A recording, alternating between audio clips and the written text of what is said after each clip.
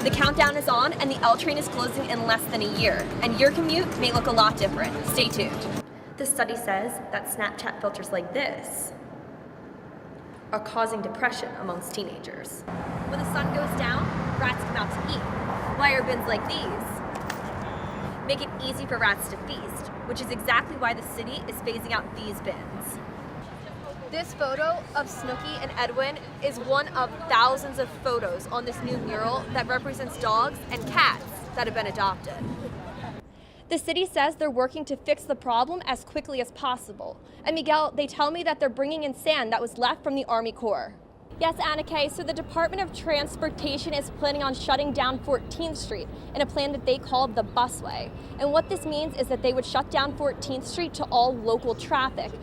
So not everybody thinks that shutting down 14th Street is the solution. I spoke with the 14th Street Coalition, which is made up of residents and business owners down here on 14th Street.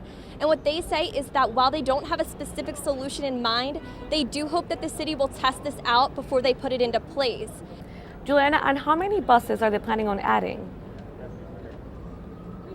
Yeah, so this is a huge deal because they're planning on adding 200 buses that'll travel up and down 14th Street. So Sean Riker is a junior from Hamilton High School. Okay. He's a star on the football field, but he also has a special talent. I don't know about bars, but if they close down my favorite ice cream place, I'd be out there protesting, that's for sure. I agree. So it's people that are in homeless shelters, and Back on My Feet kind of goes to them. So it's really an awesome program. They've helped 6,000 people throughout the country. Wow. Yes. Do you think that your peers will use something like this? 100%. It's a great option for people that just want to get home safely, and they now know that they could use the app and not have to pay for it. That's a great story. Yeah, Thank you. awesome. Now, Thank we're not you. letting you off the hook. You're going to stick around, Yes, perhaps. yes. We're initiating junior reporters as well as interns. So we're going to do a little Rudolph. Yes. Oh, we're going to do Rudolph, yes. All right. Make sure you stick around. Good morning. Cos Marte has been in a prison cell since 5:45 in the morning. Boom. It's a prison cell of his own design. Mind over matter. Marte opened Con Body 2 years ago after being in and out of jail on drug charges since the age of 13. The gym imitates prison workouts, ones Marte did in solitary confinement at Rikers Island. If they can do it when they're in prison with no music, no instructor, nothing, and I feel like I can do it. But opening the gym took years. Marte says that leasing a space was difficult with a criminal record.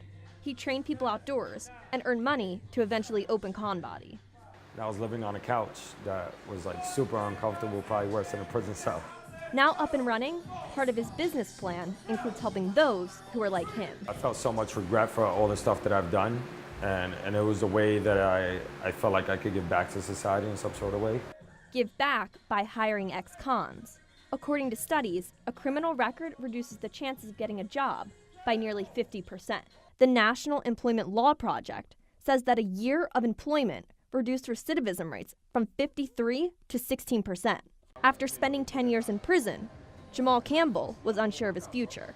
Marte gave him a job and a chance to rebuild. This right here was like a golden opportunity for me. You know, you need some love like this because Con Body is definitely love. Reporting from the Lower East Side, Julianna Furfari, Columbia News. Plastic bags seem to be everywhere, but not always in the trash. They end up in trees and on sidewalks. And environmentalists say they're bad for the earth. I tease people, you know, I walk around and say, oh, I see the plastic bag tree is in bloom. This week, Governor Andrew Cuomo announced a bill that would ban single-use plastic bags in New York State next year. Exemptions include bags for uncooked fish and meats and carry-out bags. The governor appointed a task force that found New Yorkers go through 23 billion plastic bags a year. If this legislation passes, the Empire State would join 15 others that have already implemented a plastic bag ban or fee. Globally, this kind of legislation has reduced single-use plastic bags by 50 to 90%. And some New Yorkers say that they're ready to dispose of the bags if it means cleaner streets. That kind of ban can definitely institute a kind of new social expectations. I'm already using the plastic reusable bags.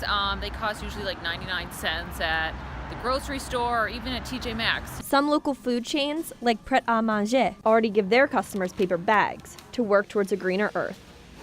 With these subway riders, the commute may have gotten a little more crowded and maybe a little less comfortable. People are, especially in the commuting hours, stuffed to the brim on the subway. To ease the congestion and help riders to get to their destinations more quickly, the city rolled out a new plan in October. Instead of adding seats, they're removing them.